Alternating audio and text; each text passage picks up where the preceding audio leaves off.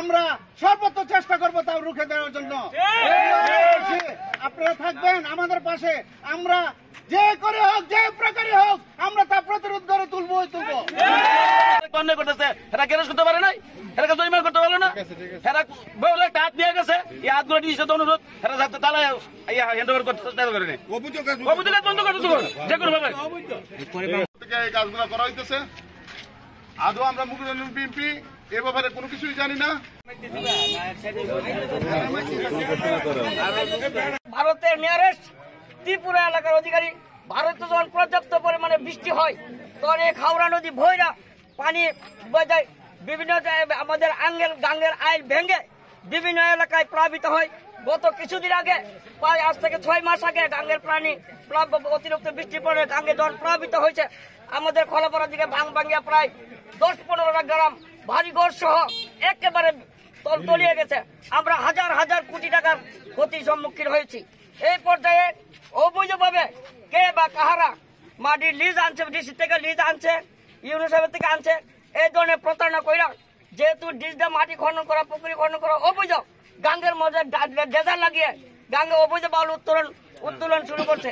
এই ধরনের উত্তোলনকারী আমাদের মুগরা ইউনিয়ন বিএনপির উপরে বার্তায় আমরা স্বতঃস্ফূর্তভাবে সাংবাদিক ভাইদেরকে জানাতে চাচ্ছি যে আমরা মূল বিএনপি, যুবদল, ছাত্রদল, শ্রমিক দল, স্বেচ্ছাসেবক দল, অন্যান্য সহযোগী সংগঠন এই ব্যাপারে আমরা কোনো জানি না। যারা এইভাবে অবৈধ বালু উত্তোলন করছে, আমরা বিএনপির সকল স্তরের অঙ্গ সংগঠনের পক্ষ থেকে তীব্র প্রতিবাদ জানাচ্ছি। পাশাপাশি এই অবৈধ বালু উত্তোলনকারীদের বিরুদ্ধে আমরা সুস্থভাবে এবং আমরা এই ব্যাপারে অবৈধভাবে উত্তোলনকারীর বিরুদ্ধে আমাদের ডিসি সাহেবের দৃষ্টি আকর্ষণ করছি, ইউনিসেফের দৃষ্টি আকর্ষণ করছি, পাশাপাশি অন্যান্য যারা পানি উন্নয়ন বোর্ড তাদের দৃষ্টি আকর্ষণ করছি। এই বালু উত্তোলন করলে আমরা মুগ্র ইউনিয়নবাসী সর্বস্তভাবে এটা প্রতিহত করব। এখানে যে আমরা হাওড়া নদীর মধ্যে একটা চক্র আইসা এই হাওড়া নদীর মাটি খাইটা অন্য জায়গায় গাড়ি দিয়া এবং ডেকো দিয়া ডেজার্ট দিয়া নিয়ে যেতেছে। তো এই নেওয়াটা যেটা আমরা প্রতিরোধ করার জন্য এখানে আসছি, দেশকে বাঁচানোর জন্য, আমাদের এলাকা বাঁচানোর জন্য।